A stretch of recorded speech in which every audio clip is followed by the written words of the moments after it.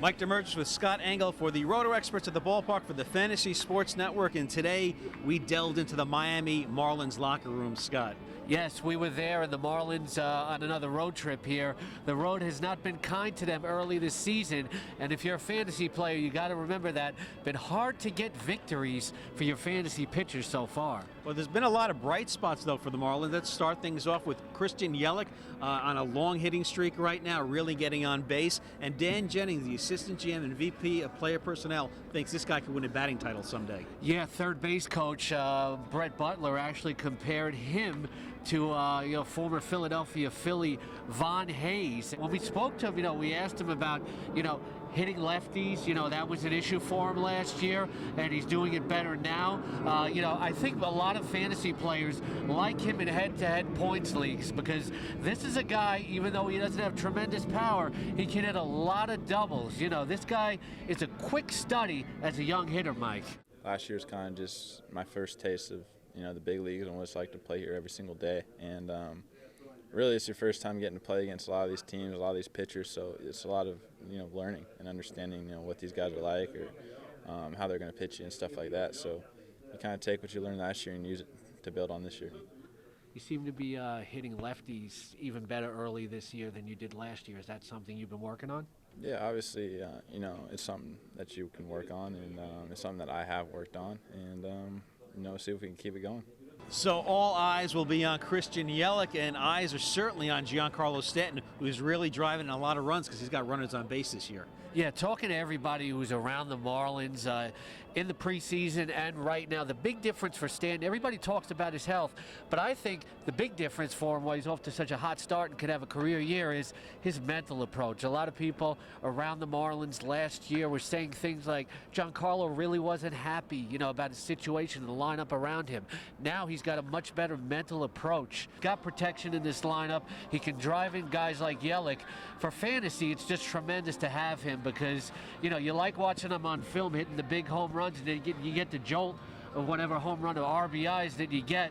So, but, a lot of people are still worried about Stanton's health, but, I'm not going to sit here and worry about that.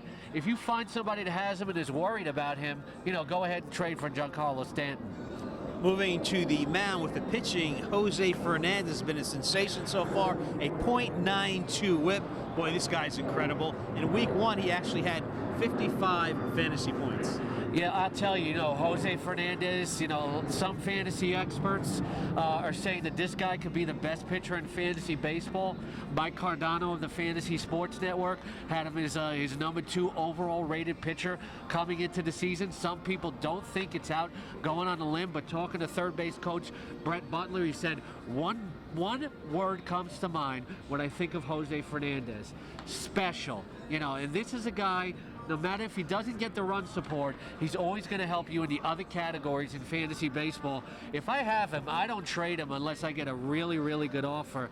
There's not a situation where I say never make a trade, but if I have Jose Fernandez, you're going to have to offer me a lot, Mike, to get him off of me. While Fernandez is the ace, certainly Nate Eovaldi is the number 2, and Dan Jennings, the assistant GM, went on to say about him, he could throw a marshmallow through a battleship.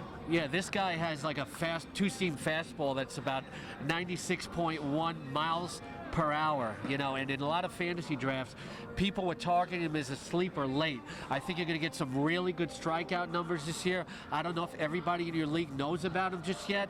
The problem with Eovaldi is if you look at the fantasy numbers, he doesn't get enough run support, but his strikeout to walk ratio is terrific, Mike.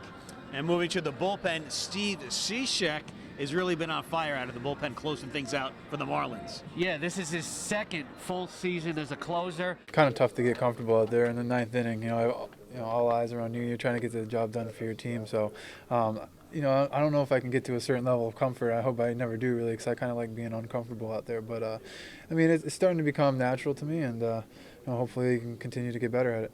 He's a guy in a lot of drafts that people have ranked low because people look at the Marlins, they don't expect a lot of victories, but it's not always about how many victories a team is going to get.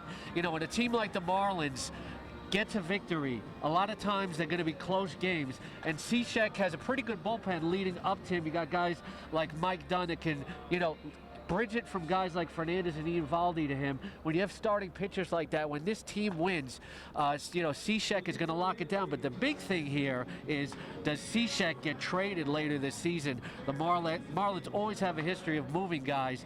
If he moves to an even better team, maybe even get more saves. And one guy who moved behind the plate, of course, is Jarrod Saltalamacchia, bringing over his World Series ring from the Boston Red Sox. Different league, pitchers pitch differently accordingly to the lineup, but at the end of the day, it's the same game. Got to see the ball, hit the ball, and strategy's all the same. You're drawing a lot of walks earlier this year. You find like the patient approach is really working for you? I'm trying not to. I'm just trying to get a good pitch to hit, and I've been fortunate enough to get some walks and have the guys behind me try and drive me in. But I'm not really changing my approach too much. I'm just not getting the pitches that I'm used to getting. Yeah, and Saltalamacchia, really a good number 2 catcher in a lot of mixed fantasy leagues. He's going to give you some pop. In an on-base percentage league early this season, he's been drawing a lot of walks, so he can help you that way. You can do a lot worse. I don't like if I was in an auction league spending a lot of money on catchers. Guys like Dino Navarro, Wellington Castillo and the Cubs. You can have a nice number 2 catcher like this. You don't need a Buster Posey or a Carlos Santana who's killing people right now necessarily to survive in your fantasy league. You can get some more of these lower rung catchers, and a guy like Saltalamacchia will do you a good service. Well, that's not some lower rung advice there. He's the king, Scott Engel. I'm Mike Damergis for the RotoExperts at the Ballpark for the Fantasy Sports Network, live from Citi Field.